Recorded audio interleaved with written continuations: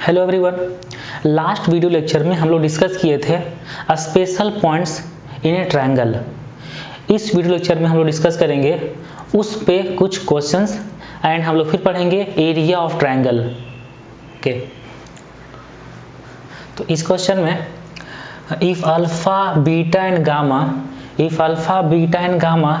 are the roots of the equation x cube minus 12x square plus 44x minus 48 equal to 0, ये cubic equation है, उसका root है alpha beta gamma. और एक triangle है, find the centroid of the triangle which vertices are, तीनों vertices triangle का तीनों वर्टिसेस गिवन है। एक वर्टेक्स है A alpha comma 1 by alpha, एक वर्टिसेस है B beta comma 1 by beta और एक वर्टिसेस है C gamma comma 1 by gamma. तो अगर अल्फा बीटा गामा उस क्यूबिक का रूट्स है तो इस ट्रायंगल का सेंट्रोइड फाइंड करना है। ओके, इस ट्रायंगल का सेंट्रोइड फाइंड करना है जहां अल्फा बीटा गामा इस क्यूबिक का रूट है। तो क्यूबिक का जब रूट है, जैसे क्वाड्रेटिक का अगर क्वाड्रेटिक इक्वेशन होता है ax square plus bx plus C equal to 0, तो उसका रूट अगर अल्फा बीटा होता है तो हम लोग लिखते हैं ना alpha plus beta equal to minus B by a and alpha into beta equal to c by a. तो वो क्वाड्रेटिक में होता है। और क्यूबिक में अगर इसका तीन रूट है अल्फा बीटा गामा, तो alpha plus beta plus gamma equal to minus B by a, ये लिखते हैं। देखिए लिखते हैं, तो अगर इसका रूट है अल्फा बीटा गामा तो तीन चीज लिख सकते हैं, alpha plus beta plus gamma and alpha beta plus beta gamma plus gamma alpha और alpha into beta into gamma, ये लिख सकते हैं। तो alpha plus beta plus gamma हो जाएगा minus B by A means 12 और alpha beta beta gamma gamma alpha ये होता है सी बाई ए, तो सी बाई ए तो ये हो जाएगा 44 और alpha into beta into gamma ये होगा माइनस डी बाई ए, तो ये हो जाएगा 48। ये तीनों मिल गया। अब इस ट्रायंगल का तीनों वर्टेक्स है alpha comma 1 by alpha, beta comma 1 by beta and gamma comma 1 by gamma.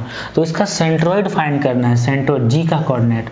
तो जी का कोऑर्डिनेट क्या होता था, अगर x1 x2 x3 x1 y1 x2 y2 और x3 y3 कोऑर्डिनेट होता था तो उसका सेंट्रोइड लिखते थे हम लोग x1 plus x2 plus x3 y3 and y1 plus y2 plus y3 y3। तो यहाँ पे तीनों कोऑर्डिनेट गिवन है तो सेंट्रोइड लिखते हैं। सेंट्रोइड तीनों का x कोऑर्डिनेट का sum means alpha plus beta plus gamma by 3 and 1 by alpha plus 1 by beta plus 1 by gamma by 3, ये इसका सेंट्रोइड का कोऑर्डिनेट। अब इसके हेल्प से इसका कोऑर्डिनेट फाइंड करेंगे। तो alpha plus beta plus gamma को ऐसे ही रहने देंगे, alpha plus beta plus gamma by 3। इसको सॉल्व करेंगे तो इसका एलसीएम आएगा alpha into beta into gamma, ये 3 भी है तो 3 अल्फा बीटा गामा और यहाँ पे आ जाएगा alpha beta plus beta gamma plus gamma alpha. Clear? तो अब हम लोग इसके हेल्प से इसका वैल्यू सब्स्टिट्यूट कर देंगे यहाँ पे, तो सेंट्रोइड मिल सकता है। Alpha plus beta plus gamma का वैल्यू कितना है 12, तो ये आ जाएगा 12 बाई 3। ओके, यहाँ पे इसका summation 44 by 3 into alpha into beta into gamma का वैल्यू है 48। ये तो जी का कोऑर्डिनेट, अब जी का कोऑर्डिनेट लिख सकते हैं, ये 3 से कट होगा, 3 से 4, ओके, ये 4 से 11, ये 4 से 12, तो आंसर आ जाएगा जी का कोऑर्डिनेट 4,11 बाई 36, ये आ जाएगा सेंट्रोइड का कोऑर्डिनेट। ओके, तो इस क्वेश्चन में इफ इन ए ट्रायंगल, एक ट्रायंगल है ABC जिसका ए का कोऑर्डिनेट गिवन है 1,10, ए गिवन है 1,10, सर्कम सेंटर ABC का सर्कम सेंटर गिवन है -1,3 एंड 2/3 एंड इसका ऑर्थो सेंटर गिवन है 11/3 and 4/3। Then find the coordinates of midpoint of side opposite to A. तो वर्टेक्स ए के अपोजिट वाला जो साइड है BC, उसका मिड पॉइंट का कोऑर्डिनेट्स फाइंड करना है। ओके, तो एक ट्रायंगल बनाते हैं। तो ये एक ट्रायंगल है, ABC ट्रायंगल मानते हैं इसको, ABC। ए का कोऑर्डिनेट गिवन है 1,10 तो फाइंड करना है वर्टेक्स ए के अपोजिट वाले साइड का मिड पॉइंट का कोऑर्डिनेट। ये जो पॉइंट हो जाएगा डी, इसका कोऑर्डिनेट फाइंड करना है। तो देखिए अगर यहाँ पे किसी भी तरह सेंट्रोइड मिल जाता है, सेंट्रोइड, तो सेंट्रोइड एडी को 2:1 के रेशियो में डिवाइड करता है। तो अगर सेंट्रोइड मिल जाएगा, जो सेंट्रोइड होता है जी, तो सेंट्रोइड एडी को 2:1 के रेशियो में डिवाइड करता है। तो वहां से हम लोग एडी फाइंड कर सकते हैं। तो सेंट्रोइड फाइंड करने का तरीका है कि centroid orthocentre and circumcentre को 2:1 के रेशियो में डिवाइड करता है, ये पता है। तो यहाँ पे अगर लिखते हैं ये ऑर्थो सेंटर, ये सेंट्रोइड और ये सरकम सेंटर, तो सेंट्रोइड ऑर्थो सेंटर और सरकम सेंटर को 2:1 के रेशियो में डिवाइड करता है। तो ऑर्थो सेंटर गिवन है 11/3 एंड 4/3 एंड सरकम सेंटर भी यहाँ पे गिवन है -1/3 एंड 2/3। तो क्या हम लोग यहाँ पे सेंट्रोइड फाइंड कर सकते हैं? कर सकते हैं ना, ये सेक्शन फार्मूला के हेल्प से।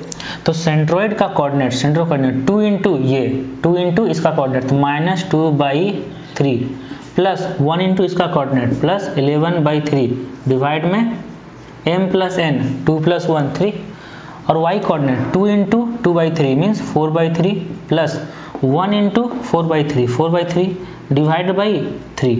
तो सेंट्रोइड का कोऑर्डिनेट आ जाएगा 9/3 तो 1 कॉमा ये 2 इंटू 4/3 8/3 और डिवाइड बाई 3, सो 8/9। तो 1,8/9 आ गया सेंट्रोइड का कोऑर्डिनेट। तो जब यहाँ पे सेंट्रोइड का कोऑर्डिनेट मिल गया 1,8/9, तो सेंट्रोइड का कोऑर्डिनेट मिल गया, तो हम लोग डी का कोऑर्डिनेट फाइंड कर सकते हैं। तो जी जो सेंट्रोइड है वो एडी को इंटरनली 2:1 के रेशियो में डिवाइड करता है। तो जो मिड पॉइंट है इसका कोऑर्डिनेट मान लेते हैं x, y है। मिड पॉइंट है ये डी, जो पॉइंट है वो x, y है। तो अब सेंट्रोइड का कोऑर्डिनेट लिखेंगे, सेंट्रोइड कोऑर्डिनेट लिखेंगे किसके रेशियो में, किसके टर्म में, x, y के टर्म में लिखेंगे सेंट्रोइड कोऑर्डिनेट। तो सेंट्रोइड का कोऑर्डिनेट अब आ जाएगा 2 इंटू एक्स, तो 2 into x plus 1 into 1 divide में 3 एंड इसका y कोऑर्डिनेट 2 इंटू वाई, सो 2y plus 1 into 10 plus 10 divide में 3। ये हम लिख दिया सेंट्रोइड का कोऑर्डिनेट फिर से किसके टर्म में, एक्स वाई के टर्म में। और सेंट्रोइड का कोऑर्डिनेट फाइंड कर चुके हैं 1,8/9, तो ये दोनों इक्वेट कर देंगे जिससे एक्स वाई मिल जाएगा। तो जब दोनों इक्वेट करेंगे तो लिखेंगे 2x प्लस 1 बाई में 3 इक्वल टू 1।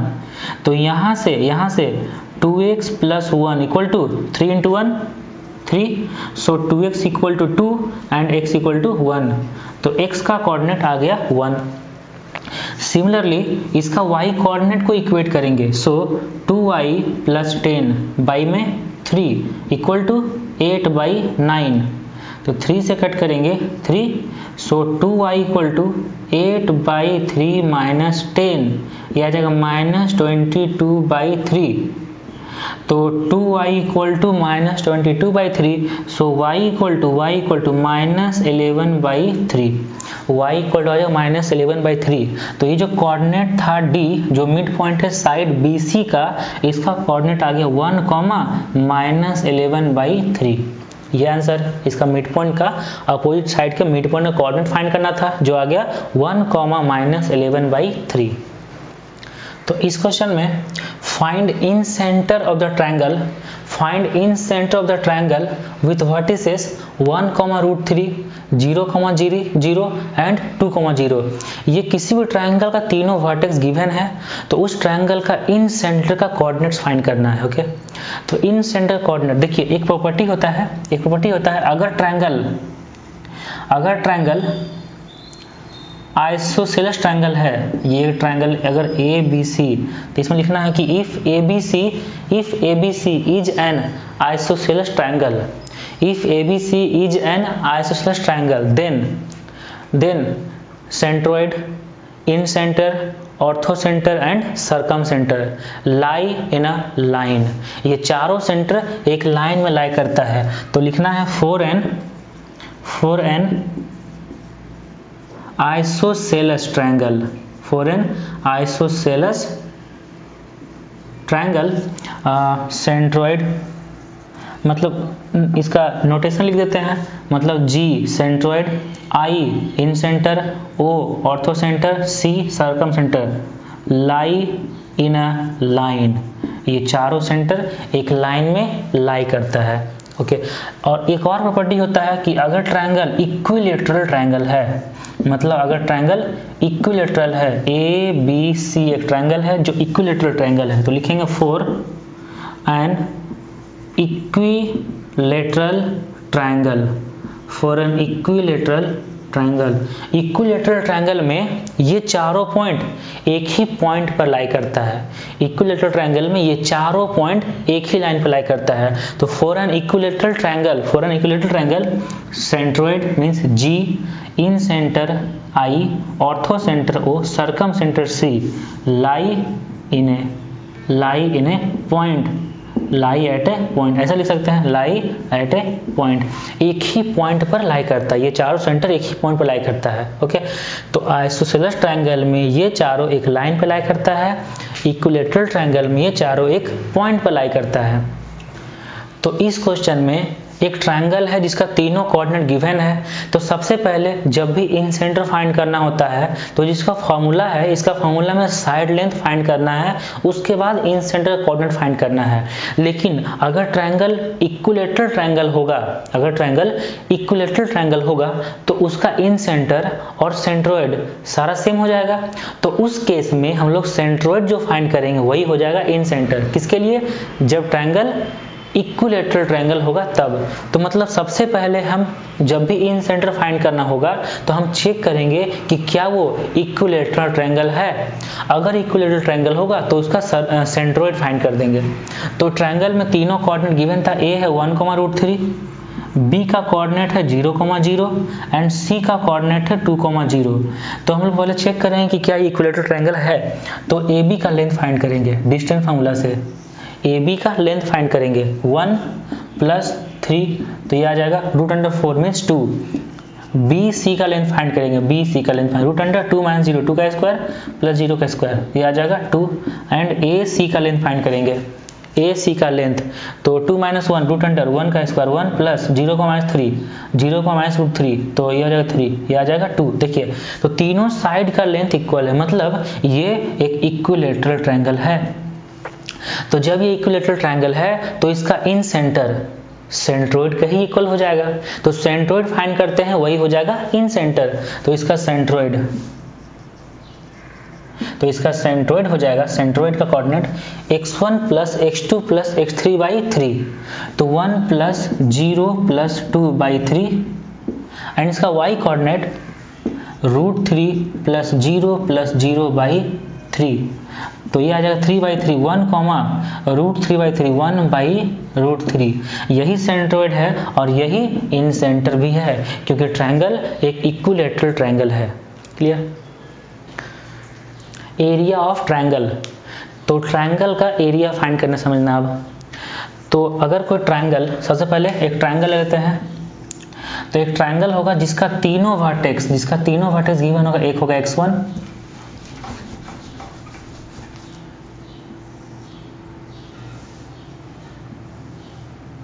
तो एक ट्रायंगल होगा जिसका वर्टेक्स होगा x1, y1, दूसरा वर्टेक्स x2, y2 एंड तीसरा वर्टेक्स x3, y3। ये तीनों वर्टेक्स है किसी ट्रायंगल का और इसका एरिया फाइंड करना है। एरिया फाइंड करने के लिए हम यहाँ पे कोऑर्डिनेट एक्सेस बनाते हैं। कोऑर्डिनेट एक्सेस बना लिए।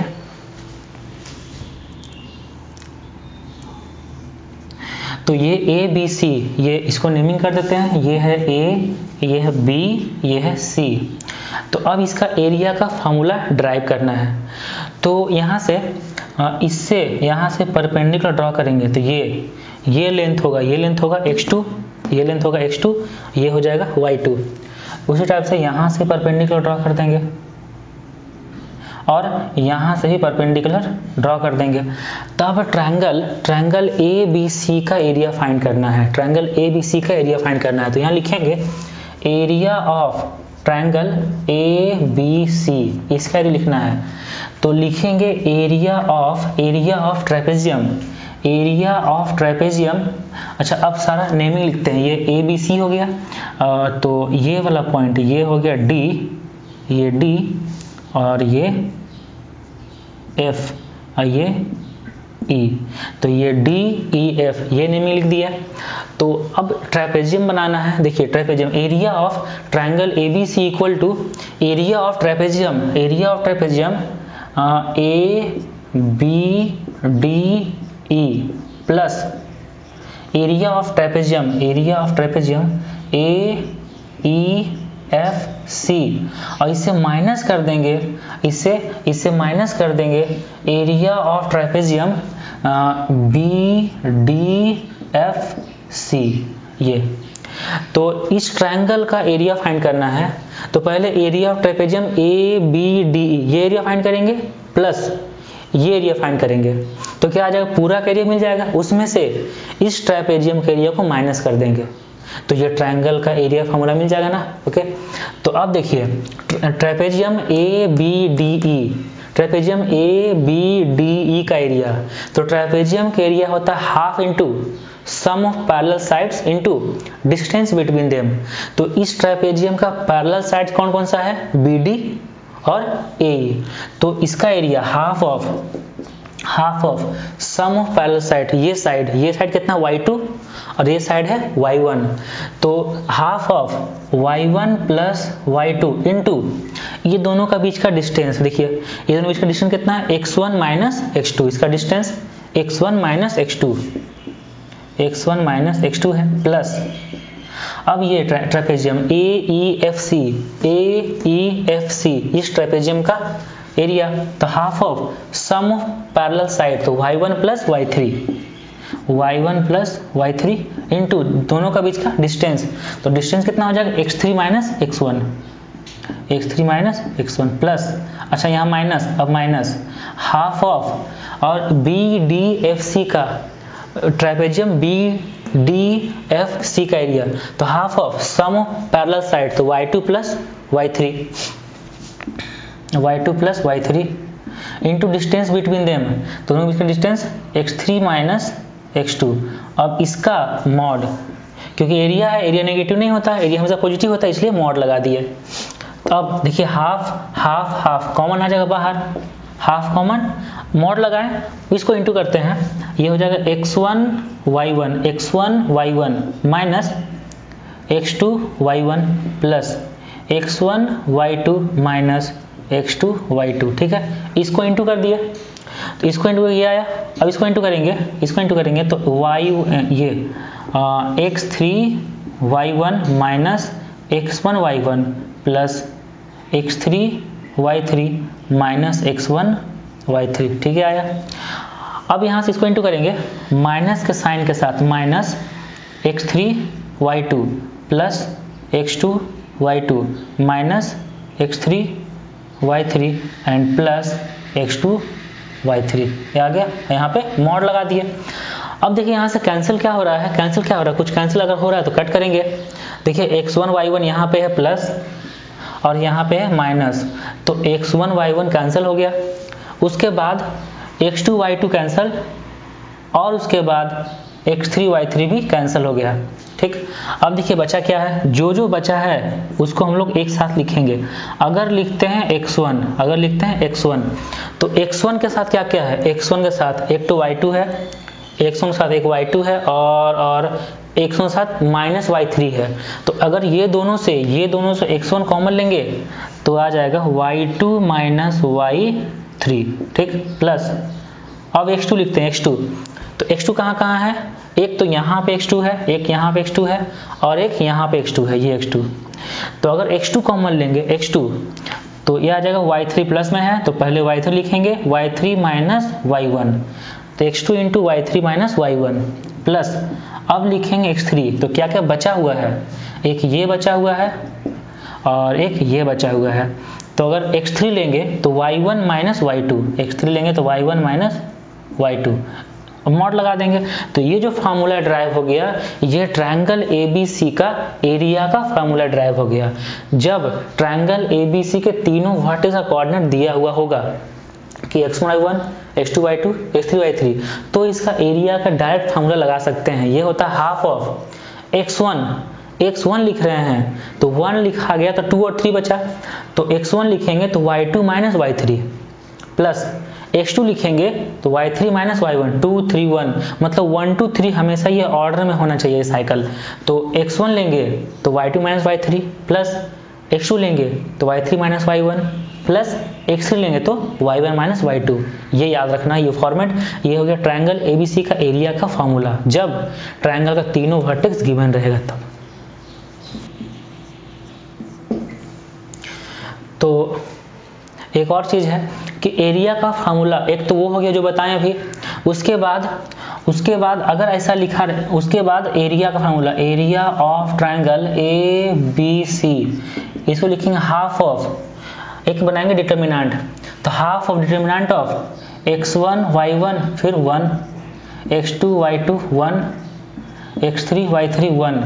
ये एक 3 क्रॉस 3 का डिटर्मिनेंट है, 3 ऑर्डर का डिटर्मिनेंट है, तो यहाँ half of determinant of this, ये भी होता है एरिया का फार्मूला।